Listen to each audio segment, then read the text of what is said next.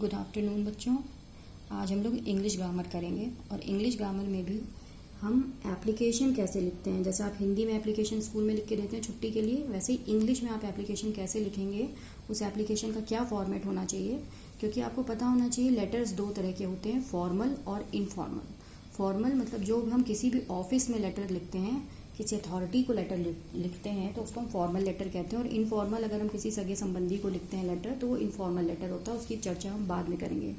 तो आज हम करते हैं कि एप्लीकेशन कैसे लिखेंगे। हमारा टॉपिक है how to write an application for leave, कि छुट्टी के लिए एप्लीकेशन हम कैसे लिखें। तो आपकी एप्लीकेशन यहाँ से शुरू होती है, आप यहाँ से ध्यान देंगे शुरुआत कैसे करेंगे। और इस बात का स्पेशली ध्यान रखिएगा कि कोई भी एप्लीकेशन आप ऑफिशियल लिखते हैं तो वो हमेशा लेफ्ट अलाइंड होनी चाहिए। लेफ्ट साइड से आप देख रहे हैं एक सीध में है, और कहाँ पे कितना गैप आ रहा है वर्ड्स के बीच में, इसका आपको स्पेशली ध्यान रखना है। और कहाँ कैपिटल लेटर बनेगा इसका भी। तो आप शुरू करते हैं। कैसे शुरू करेंगे आप एप्लीकेशन? TO2 comma. कॉमा भी बहुत इंपॉर्टेंट है एप्लीकेशन में। आप कहाँ कॉमा लगाएंगे, कहाँ नहीं लगाएंगे, फालतू में कहीं कॉमा नहीं लगाना है।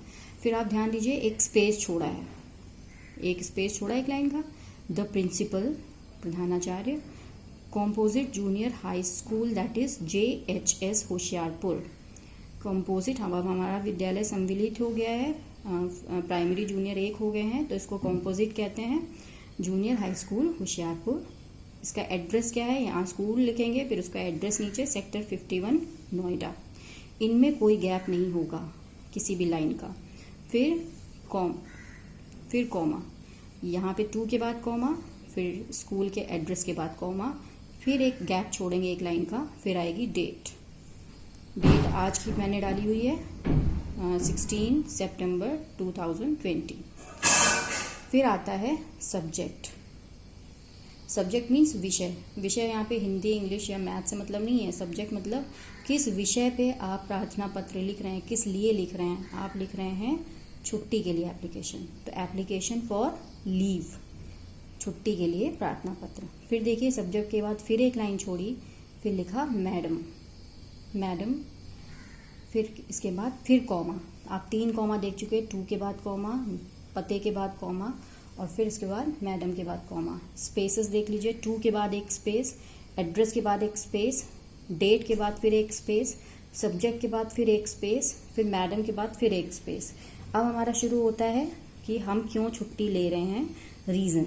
विद ड्यू रिस्पेक्ट, पूरे आदर के साथ, आई वॉन्ट टू से, मैं कहना चाहती हूँ या चाहता हूँ, that I am not in a position, that means कि मैं इस स्थिति में नहीं हूँ कि टू अटेंड द स्कूल, कि मैं स्कूल उपस्थित हो सकूँ। As I am down with fever, क्योंकि मैं बुखार के कारण अस्वस्थ हूँ। I have been recommended by my doctor to take proper rest for at least 3 days, क्योंकि मेरे डॉक्टर ने मुझे परामर्श दिया है कि मुझे कम से कम 3 दिन का प्रॉपर रेस्ट चाहिए।